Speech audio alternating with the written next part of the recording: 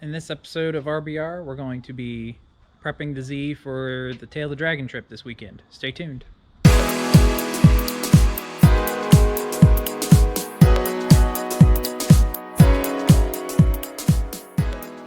Alright guys, this week we're here at my house doing the work.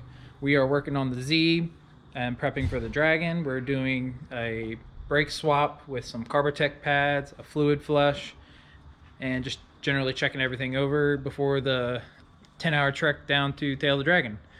It's just a weekend event, nothing special going on. There's a couple of my friends there I'm going to meet down there, but it's just should be a chill weekend.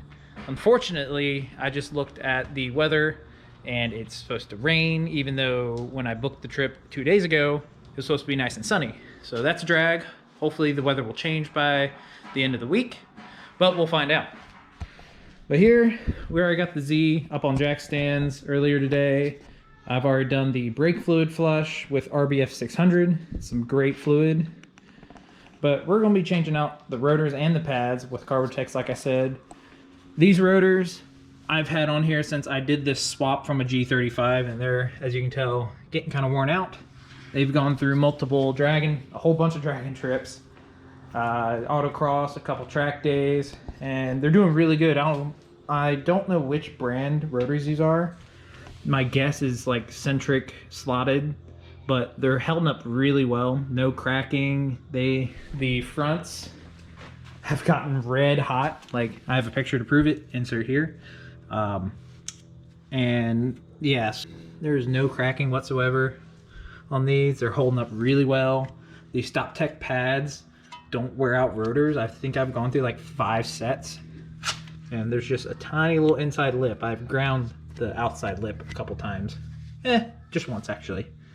So yeah, these pads have great heat capacity, and also, yeah, to clean that up, but great heat capacity, and they're cheap. They're like $50 versus the $350 I just spent on Carbotechs just to try something new, which they will be better. I got the XP10s for the front and the XP8s for the rear.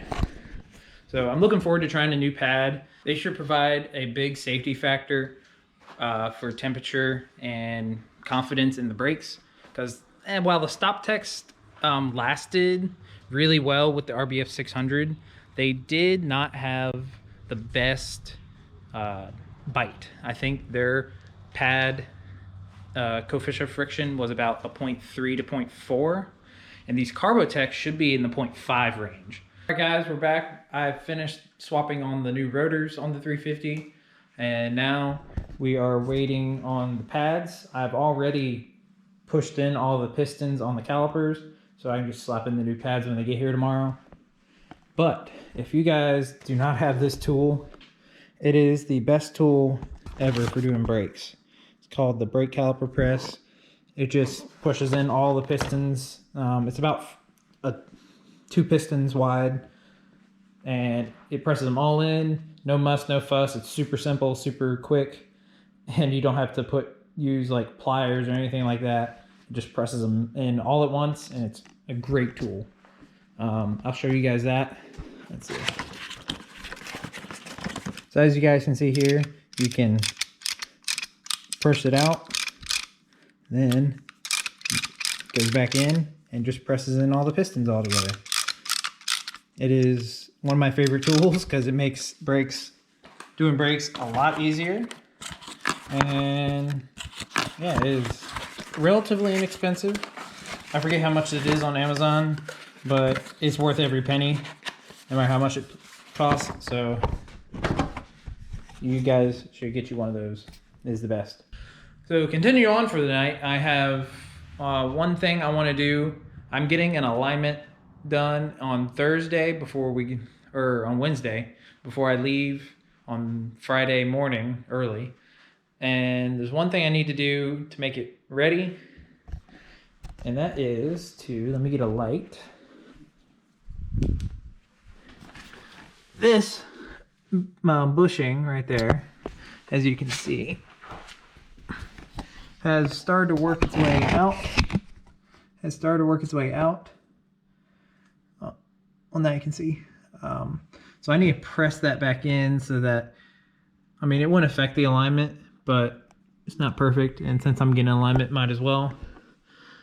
And the other thing I want to do is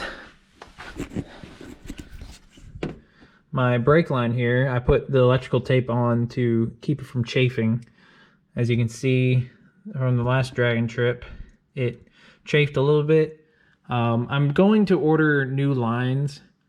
The Brembos actually have a bracket that attaches to this upright here and makes it so you don't have this long floppy line, and instead it like hard lines it over to here, and then it soft lines it back that way, and so that'll keep it from stretching and pulling and chafing. But I have to find the brackets because you can't buy them from Nissan anymore, so you have to find someone parting out a car with Brembos, unfortunately. Because I did not take, I can't remember if the G35 I stole these calipers off had the brackets, but either way, I did not take them if they did have them, which was an oversight on my part. I've been running those lines for a while, and people use those lines, but I'm not a fan of them just because the way they are made.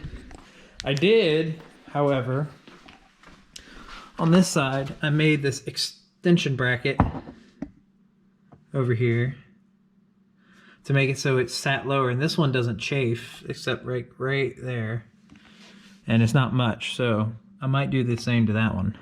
I got a little bit more prep work to do to be ready for the Dragon, but we'll be soon good to go again, and the Z will be ready for like track days or anything. There is one track day left this year that I might take it to, whether or not the Porsche is finished or if I finish the M3. But either way, the Z will be finished and we'll be good to go. So I got the compression rods out and checking them over, and one of the ball joints is fucked. So now I have to order a new ball joint seat because I already had 2 new compression rods sitting back. But so here, so we got this one, which is fine. This is the driver's side. It didn't like to come out. But you can see this ball joint. This one is the fucked one. Actually, it's gotten better now that it cooled off because I had heated it up trying to get that compression of the tapered seat off. I might be able to do that. Use this now. You see, this one is nice and smooth. Not too bad, but this is the one that likes to slide its way out.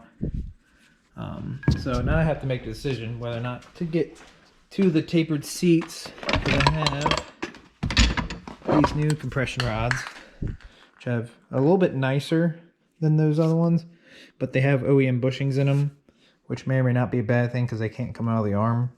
So that ball joint's fucked on that one arm. So I'm going to have to call Nissan to see if I can order this tapered seat, which after you torque it down into the hub, it does not like to come off.